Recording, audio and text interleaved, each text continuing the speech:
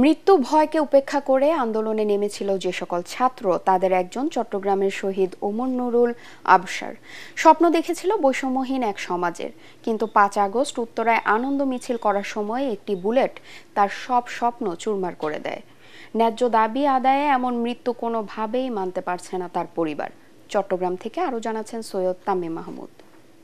হতে যেমন আমার ছেলে একটু খাবার পছন্দ করত, যেমন কুরবানির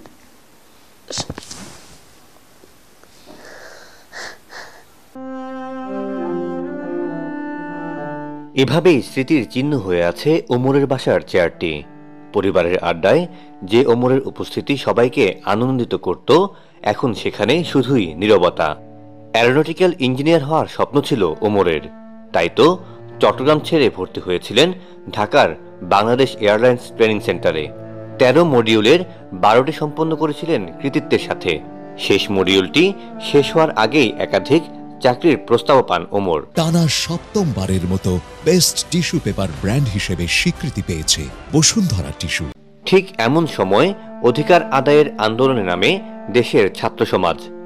তাতে অন্য সহযোদ্ধাদের সাথে যোগ দেয় তরুণ ওমর। তো অধিকারের জন্য আমরা সরকার কাছে চাইতেই পারি।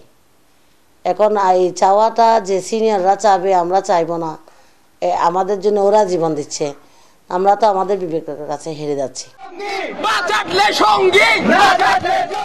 এরই মধ্যে আন্দোলনের মাঝপথেই আহত হন ওমর, কিন্তু দমে যায়নি এই তরুণ। সুস্থ হয়েই আবার যোগ দেন আন্দোলনে। তবে আন্দোলনের সুফল দেখে যেতে পারেনি এই যুবক। ৫ই আগস্ট উত্তরায় আনন্দ মিছিল করার সময় হঠাৎই ঘাতকের নির্মম বুলেট কেড়ে নেয় ওমরের জীবন। বছর হতে চললেও ভাইকে হারিয়ে এখনো কান্না থামছে না তার পরিবারের। একমাত্র বোন ভুলতে পারছে না ভাই হারানোর বেদনা।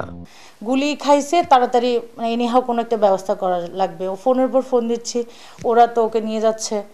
আর ওর তো অনেক হাইট ওয়েট সব কিছু মিলে আসলে নিতে অনেক কষ্ট। আর তখন তো এমন পরিস্থিতি ছিল না আসলে কেউ কাউকে দেখবে। ওমর হত্যার বিচার চান তার পরিবার। আমি আমার ছেলের জন্য ন্যায্য বিচার চাই।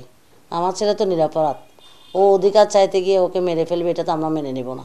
বৈষম্যহীন সমাজের স্বপ্ন দেখতে গিয়ে ওমরের মতো আর কারো প্রাণ যেন এভাবে না যায়, এমনটি জানালেন তার পরিবারের সদস্যরা। সৈয়দ তামিম মাহমুদ, এটিএন বাংলা, চট্টগ্রাম।